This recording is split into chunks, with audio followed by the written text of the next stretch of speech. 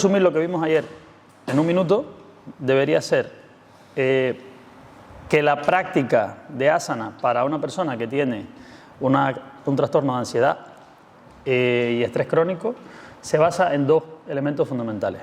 El primero de ellos es el entrenamiento de la capacidad de relación con el esfuerzo de esta persona y el pico de estrés, enfocando para esto el asana como si fuera como un pico de estrés autogenerado y controlado por el propio practicante, no por el profesor, por el propio practicante, para que sea el practicante el que empiece a tomar conciencia de cuál es su límite y a partir del cual, límite fisiológico, no límite muscular externo, a partir del cual comienzan a darse los síntomas de que está sobrepasado fisiológicamente. En este caso, ¿cuál es?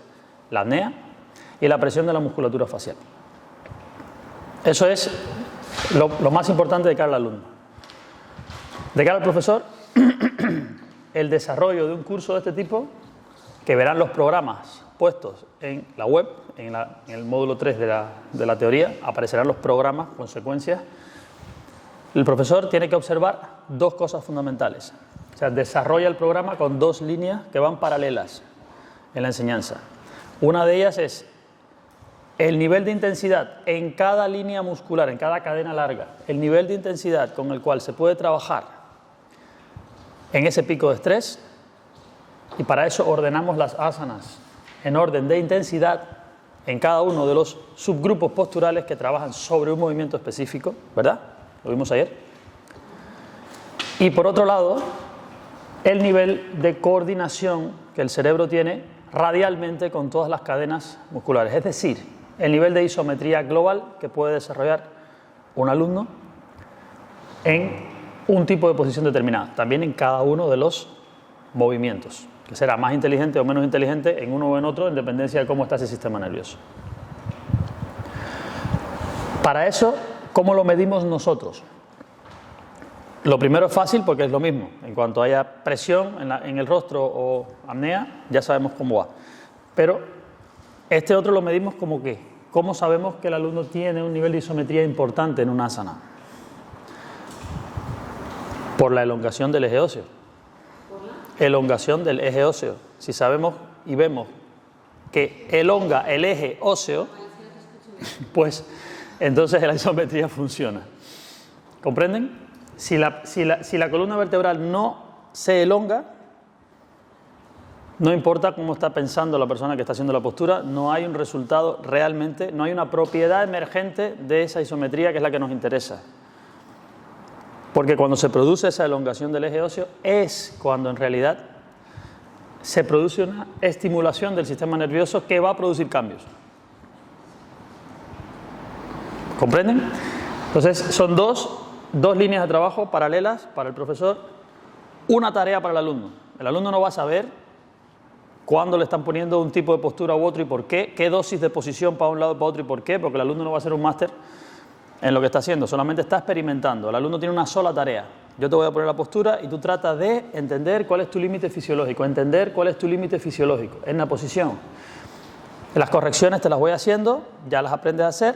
El alumno irá automatizando pares de instrucciones isométricas poco a poco, según ustedes vean que va sosteniendo y van aumentando el nivel de información. Y el alumno entonces va haciendo cada vez una asana más nítida en la medida de sus posibilidades. Y entonces, en algún momento sucederá que elonga la columna vertebral o elonga los brazos, el eje óseo de la pierna, el brazo, la columna, empieza a sentirse el movimiento de elongación. Ahí hay un cambio importante en el sistema nervioso. Ese es el trabajo. Se podría resumir así.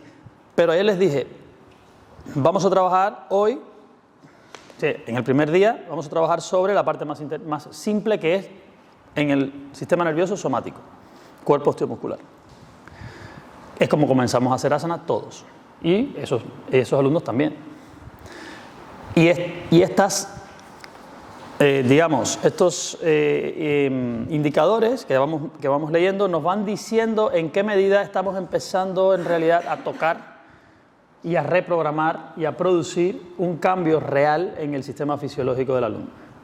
Mientras no se produce realmente un crecimiento por parte del alumno de comprensión de esto y de tolerancia a un pico de estrés, que ustedes vean que fehacientemente pueden hacer asanas más intensas sin producir apnea o sin producir presión en el rostro, y mientras no avancen en su capacidad de coordinación en el cuerpo, no tiene sentido que nos metamos en respiraciones profundas mucho más allá. Porque lo que tenemos que ver es cuál es la predisposición que tiene ese sistema nervioso y ese sistema endocrino. Y hay que tener en cuenta, como les dije antes, que un cerebro reactivo es un cerebro que tiende a ser violento, lo notan en el cuerpo externo, en cuanto hay que hacer un ejercicio activo un poquito más allá de lo que el estrés medio les supone, aprietan, bloquean. Eso mismo van a hacer con la respiración, exactamente igual. O sea, ese sistema nervioso no se va a comportar de forma distinta al hacer una respiración profunda que tengan que controlar conscientemente que cuando mueven un bíceps o mueven un cuádriceps. Es decir, el comportamiento es el mismo. Cuando ustedes comienzan a enseñar respiración, la respiración se mueve por músculos también. Músculos que forman parte del cerebro somático, del sistema nervioso somático. Porque los intercostales y el diafragma los pueden ustedes mover a conciencia, ¿sí o no? Entonces forman parte del sistema nervioso somático. Y como un músculo más, le van a aplicar el mismo principio que el resto de músculos. Ese cerebro va a tener la misma tendencia. Por eso, necesariamente esto es previo. Es decir, en las primeras clases que van a darle a los alumnos no le van a meter respiración profunda y exhala profundamente, porque es igual de violento y de, ¿cómo se llama?, estresante para ese cerebro meterle una métrica de respiración que va a ser forzada con respecto al estado que tiene dentro el sistema vegetativo. Tengan presente eso. Lo que vamos a ver hoy precisamente es, dados los indicadores correctos que vimos ayer, y hoy vamos a hablar de cuándo se dan esos indicadores exactamente y cómo leerlos, cuándo comenzar entonces a dar trabajo de respiración profunda asociado al ejercicio físico, para que entonces desde el sistema fisiológico se pueda reprogramar otra vez lo que nos va a interesar, que es el cambio más importante que está esperando una persona que tiene este tipo de situación, que es la reprogramación neurocognitiva. Es decir, ¿cuándo me voy yo a sentir mejor? ¿Cuándo voy yo a ver la vida de forma distinta? ¿No? ¿Cuándo realmente voy a notar que me estoy curando de esta situación de angustia vital que tengo día a día? Porque esa angustia no es solo sensación corporal, que es la parte fisiológica. Esa angustia también es que los pensamientos, los mantras y el filtro con el que yo analizo la vida es negativo en sí. Entonces, mi peor enemigo soy yo mismo. Es mi propio, el entorno de pensamientos que han sido reprogramados por mi comportamiento, no solamente neurocognitivo, sino endocrino y fisiológico. Que esa rueda que ha funcionado como un círculo vicioso, en algún momento vamos a convertirla en un círculo virtuoso. El primer punto que usamos fue la emisión masiva de dopaminas a través de los ejercicios isométricos. Es fundamental. Eso va a ir, esa es la punta de lanza de la transformación fisiológica en un practicante que empieza con esto. Siempre que no pase del pico de estrés, porque en cuanto hace apnea y aprieta, se detiene ese proceso y se empieza a emitir lo contrario, cortisol y adrenalina, que inhiben a las dopaminas. Entonces, es muy importante, extremadamente importante, que la única tarea que le están dando al alumno se cumpla, porque si no, no se va creando el proceso acumulativo de concentración de dopaminas en la sangre, que después nos va a permitir, y lo veremos hoy, la mejora del metabolismo del resto de hormonas de la felicidad. ¿Bien? O sea, el alumno lo único que tiene que controlar es que respire bien, o sea, que no lo bloquee y que no tense la musculatura facial en ese momento.